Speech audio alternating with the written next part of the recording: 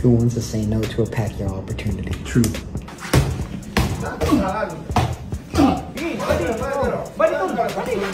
Yung mga kabusing, update po tayo sa laban ni Manny Pacquiao sa darating na Disyembre.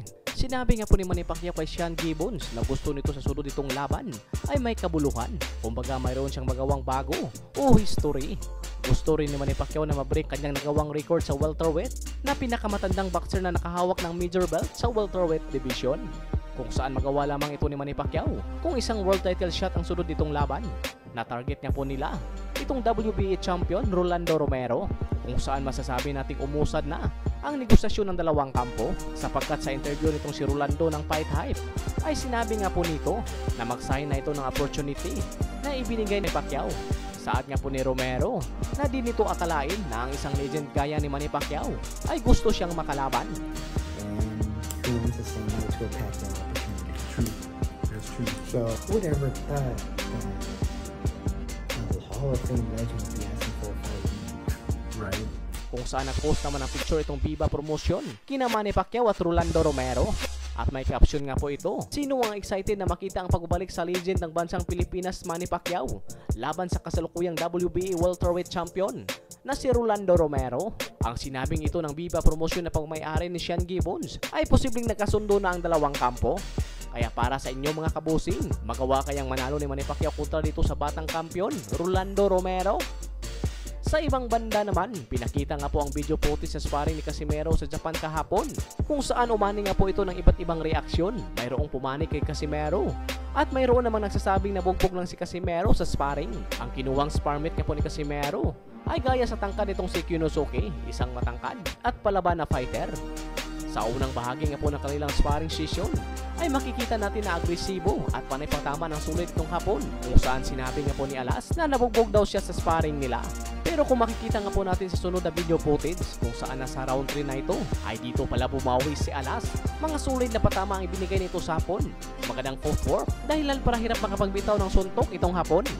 Dito natin makikita ang galawan ng isang veterano. Pinaaral pa muna nito ang kalaban bago tapusin. Na itong nakasparing ni Casimero ay lumalaban nga po ito sa 135 pounds. May nag-comment nga po dito, makal lang unta, kay basin maniid na sa mga teknik ninyo. Na sinagot naman ito ni Casimero, makal lang yan, 8% lang yan. Yun pala, 8% lang pala ang lakas na pinakita ni Casimero dito sa sparring niya sa hapon.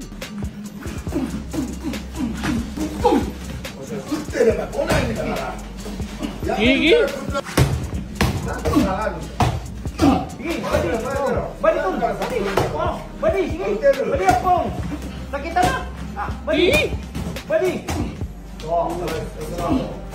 Samantala naman, Jason Bison, hirap matanggap ang kanyang pagkatalo kay unified at daring champion Oscar Culaso.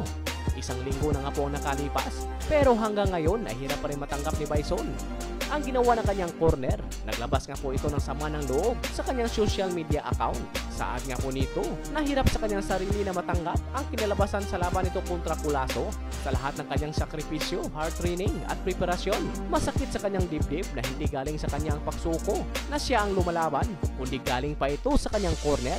Alam naman daw nito na concern rin sa kanya ang kanyang corner sa kanyang safety at kahit nga po sa kanyang kalaban. Pero ang kanilang explanation kung bakit nila pinahinto ang laban ay di katanggap-tanggap. Mayroon naman daw silang solid na plano. Hindi nila minamadali ang laban, kung saan gulat na gulat siya sa ginawang pagmamadali ng desisyon ng kanyang corner. Kung nabigyan pa daw siya ng isang round na mababaliktad niya ang laban, alam niyang nasasaktan itong si Culaso sa kanyang malilinis na patama at lalong-lalo na sa bodega.